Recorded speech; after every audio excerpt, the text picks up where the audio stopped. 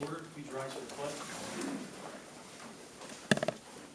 I pledge allegiance to the flag of the United States of America and to the republic for which it stands, one nation, under God, indivisible, with liberty and justice for all.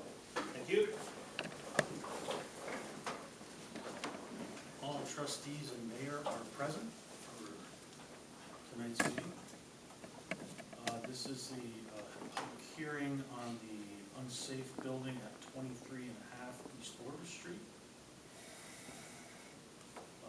Heading this hearing is our, what do we call him? Village attorney. Our village attorney. I thought it was more than that. Our village attorney, Mr. Matt Cardle, will be handling this going forward. This is the first time I've ever been involved with this, so I'll take it from there. Thank you. So I will be serving as the hearing officer for this hearing. As the mayor noted, it is a hearing related to the real property located at 23.5 East Orvis Street here in the village of Massena. It's tax map number 9.067-8-4.1.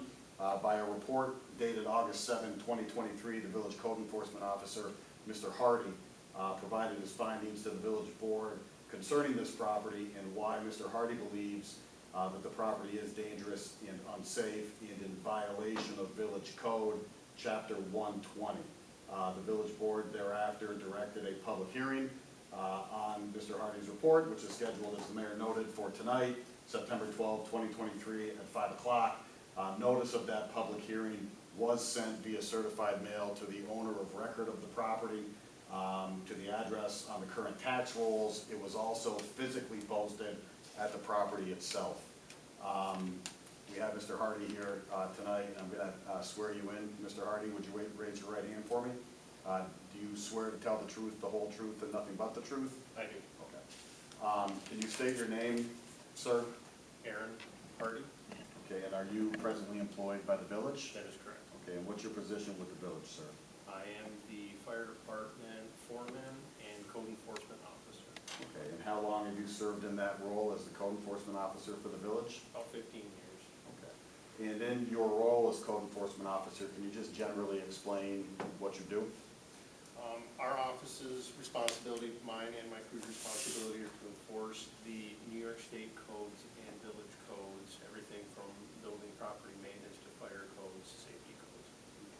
And in your capacity as the code enforcement officer for the village, have you received complaints regarding the property we're here on tonight at 23.5 East Orvis Street? Yes, I have. Okay.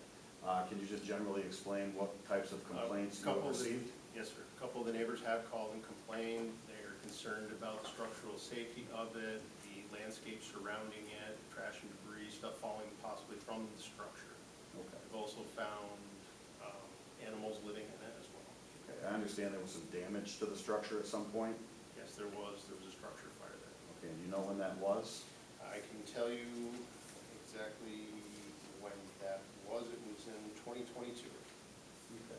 And between the time of that fire and now, have any improvements or shoring up of the property taken place? The only thing that had been done was a partial board up of some of the entrances, which had large gaps in it to begin with, the majority of it sitting open, and the fire damage along the sides of the building have rendered it wide open in many places. Have you attempted to speak to any property owner or anybody else with regard to the property? We have sent 2 notices to the owner on file, as well as I attempted to make a phone call to the lawyer's office. They stated that they would be calling me back, and they never called back. Okay. And have you performed an inspection, Mr. Hardy, of this property? Yes, I have. Okay, and when did you perform that inspection? Let's see here. The fire was on March 21st of 2022, and August 7th, it looks like we were over there doing inspection. And that's of 2022 or 2023? 2023, sir. Okay, so just so we're clear, the inspection you performed was August 7th of 2023? That is correct. Okay. And can you just explain generally for the board what you did to inspect it? I did a walk around of the property. I photographed the property. I took photographs in between the cracks that aren't open, and I I've got all the pictures here, if anybody would like to see them that I took and documented. And I was going to actually ask if you had taken any pictures, so thank you for that. If you maybe want to pass them to Trustee Peets, Absolutely. she may be able to pass them around. And as well, I also Oh, did, okay. I also did circulate video footage that was taken from the fire today, so everybody could see the extent of the fire, the smoke, and the water that was utilized on the structure. And the video was taken At the day of the fire, that is correct. And you circulated that to the village board members? Yes, I did. Now, the pictures that were taken, you took those, when did you take these? On the date of my inspection. I see some of them have a date of, looks like April 10th of 2022. Some of those pictures date back from when we first started looking at this property. Okay. And does the property look the same today, generally speaking, as it did back then? It's continually getting worse.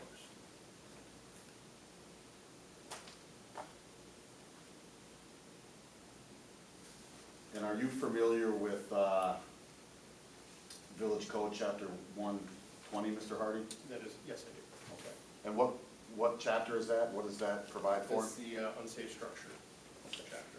And have you, during the course of your many-year career as a code enforcement officer, have you issued violations and other notices with under that chapter? Yes, I have. Okay, so it's fair to say you're fully familiar with it? Yes. Okay. And did you issue, I think you said that you did, but did you issue any violations under this chapter for this property? Yes, we did. Did you have copies of those? I do not have that with me. That was the initial violation notice that we sent with them. And then when the board chose to have the public hearing, we also certified mailed that to the owner as well. Okay. And I also posted it, and I have photographed on there, the photograph of that placarded onto the front of the structure. And based on your inspection, sir, do you believe that the condition of this property does violate Chapter 120 of the Village Code? Yes, I do. How so? If you take a look at the memorandum that was emailed to everyone, we can go through each section if you would like. I would like you to go through and just highlight each section. Okay. Each section you think is being violated Okay. and why? Section 120-4, heat smoke damage to the structure, interior and exterior, water damage. It's been open to the elements, windows are broken, minimally secured at best, siding has been melted and falling off, roof has opening to allow further damage to the elements. Again, on section F, open windows, open soffits, char and damage to the structural members inside. I've witnessed pigeons flying in and out of the structure, cats in and out of that structure. There's no heat, there's no water, there's no doors, there's no electricity, and there's large quantities of debris in the structure. Again, to section G, the roof is obviously compromised if you look at the photographs. Windows are compromised, there are no windows, it's missing the doors completely, there are no sanitation facilities present, and it is open to the elements. Under section H, again, missing all the doors, partially boarded up. Windows are either partially boarded or completely missing, large amounts of debris in the structure, and fire damage to the interior of the structure. I, structural debris has fallen off the building and falling to adjacent properties. Section J, witnessed many pigeons flying in and out of the structure, and I've also witnessed cats inside the second story of the structure. And under K, it's an unsightly mess in the middle of our community. Again, structural debris has fallen, and structural continues to have an odor of smoke and fire damage to it. Thank you, sir. And did you prepare a report to the village board regarding the findings that you just described? Yes, I did. Okay, what was the date of that report, sir? Let's see here, when did I issue this to the village board? 8th. What was it, the 8th? August 7th. 7th, okay. And do you have a copy of that report with you I today? believe, is this the same, that's the copy of it, is that correct? Yes. And do the village board members have a copy of that as well? And what is your recommendation, sir, with regard to what should be done with this property? I recommend that this building be demolished and torn down. Okay. Is there anything else you'd like to add? No, I think we've covered everything. Okay, this has been an issue within this community for quite some time, and The neighbors would be very happy with seeing this thing removed, and I'm concerned that it may not even last another winter. The village board members have any questions for Mr. Hardy? No? Aaron, and with a couple of the options, so Yeah. Do Go you want ahead. him to adopt them? No, I just, if anybody has any other questions for Mr. Hardy. So when you say demolish the one building, that would mean obviously just the building that was burnt, the front structure wouldn't have to be demolished? No. No. Any other buildings on there that would be demolished, or just the house structure? Just the house structure itself. I have no further questions. Thank you, Mr. Hardy. Is there anybody else here that is looking to provide any testimony or input on this property? What's your name, sir? Eugene McAndrew, Okay. And what's your relationship to the property, sir? taxpayer for the village of Massena. Okay, do you own the property? Okay. Well, I guess you can be heard. I'm not sure what relevance it will have if you don't own the property, but as a resident, you're free to speak. Now, you'll have to excuse me, it's been almost 40 years since I last made a presentation as village attorney to the board of trustees, but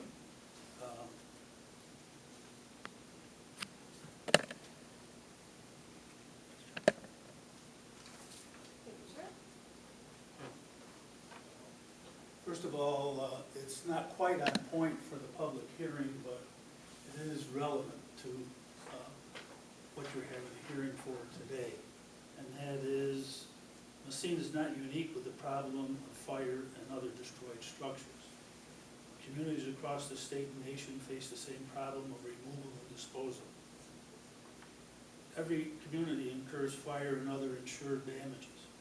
Nearly 100% of inhabitable structures have some form of insurance paid by the owner or tenant in annual premiums.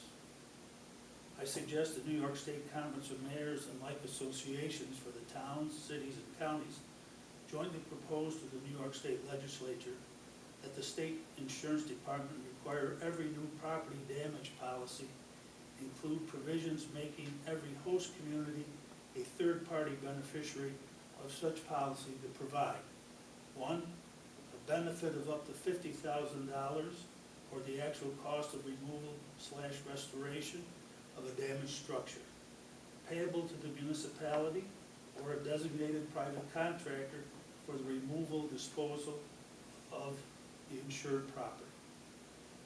Such a provision would negate the present take the money and run occurrence of many insurers, leaving the municipality holding the bag. The rule would require any policy written in New York State to notify the municipality annually of the coverage and the address covered. The code officer would be required to maintain a record of current policies. The municipality could remove or dispose of such damaged structure or contract it out to a private entity. The insurance company could administer the fund. Whichever option is exercised, the municipality or contractor would have 90 days after the property is released by the fire department to remove and restore the real property. I don't know if current policies contain any such provisions, but if they do, nobody knows about it, and certainly it isn't advertised by the insurance companies.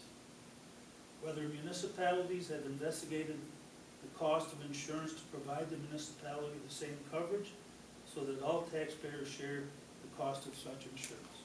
Whether the village takes out a policy to insure properties in the village for the disposal and removal of damaged and destroyed buildings. The present budgeted annual expense of for the municipality for removal and disposal. Determine what it costs you if you budget it. If you don't budget it, maybe you should budget some amount of money, so you know whether you need insurance to offset it and spread it over time. To be sure, vested interests in the field are likely to push back and lobby against any such requirement. The cost of that increase would be on the premium of every homeowner, tenant, whoever lives in the community. They would pay a proportionate share for any such coverage. To set up how the fund is, insurance companies can administer the fund. You don't care, but you wanted the property cleaned up. It's a disaster for years. They look at a piece of property, try to invite businesses and residents to come move here, and have to look at these terrible properties around the community. That's a suggestion. I'm open to any questions. But that's my take on the problem and one way of going about dealing with it. It's not specific to this property on East Orvis Street, but it deals with a lot of properties around the state. So, you know, the associations of towns, the conference of mayors, et cetera, you have to go through them because you need statewide support to get any legislation passed. So, you know, that's my take on this subject. Thank you. Thank you. Thank you. Thanks. Anybody else looking to be heard on this property? Okay, not seeing any hands, I think that we can close the public hearing. And I do believe that there is a resolution that I think can be considered. Have you circulated that or not? Yeah, I just, I wasn't sure if you wanted to. Yeah, I think we can. I mean, the local law 120-6 says that after the hearing, the board shall determine in writing whether the building is unsafe and whether it is to be repaired or demolished and removed. So is there any discussion that needs to be had as to whether or not the building is unsafe? What's the board's position on that? Well, I think anyone that's looked at that building is just at least driven by. I've actually walked over and looked at it. It's unsafe, and as Aaron has said, it's just a matter of time before it collapses. It's an eyesore on the community. I guess my question as we do this, I notice in both of them, we give them an opportunity to either bring it up to compliance or just remove the damaged structure. If they don't comply, we have a process in place where we can then bring the building down. Correct. So I guess question one is the board's decision as to whether or not this building is unsafe. Before it's decided what to do with it, I think step one is to decide if it's unsafe. Do you want a simple motion? Well, we have, yeah, I think you can make a motion, and then we have a written resolution in connection with that. I didn't entertain a motion declaring that the property deemed unsafe. So moved. Moved by trustee Peets, second by trustee McGowan. Any other further discussion? This is a roll call. Yeah. Okay. This will be a roll call vote. Trustee Peets? Aye. Trustee McGowan? Aye. Trustee Winston? Aye. Trustee Simpson? Aye. And I'm an aye. And then the next question would become, now that a determination has been made that it is in fact unsafe, what is the board's decision with regard to repairing it or demolishing it and removing it? So we have two options here. Option one, I'm just going to read the orders. That the owner of the above-named property shall demolish and remove all structures on the property. That's kind of where I came with that question. When we say all properties, only the properties that we deem unsafe, and we deem the house structure unsafe. So that's option one, demolish and remove. Option two, shall bring the property in compliance. I don't see how anyone can bring that property back into compliance. So I would recommend that this board take the first option, that the owner of the above-named property shall demolish and remove all structures on the property and bring the remaining site in compliance with the code of the Village of Massena within 30 days of the date of service of this notice, shall be completed within 60 days thereafter, unless for good cause shown, such time shall be extended. That would be my recommendation. Would someone please make a motion for that? I make a motion. Moved by trustee McGowan, second. Second by trustee Simpson. Any discussion? This too will be a roll call vote. Trustee Peets? Aye. Trustee McGowan? Aye. Trustee Winston? Aye. Trustee Simpson? Aye. And I am aye.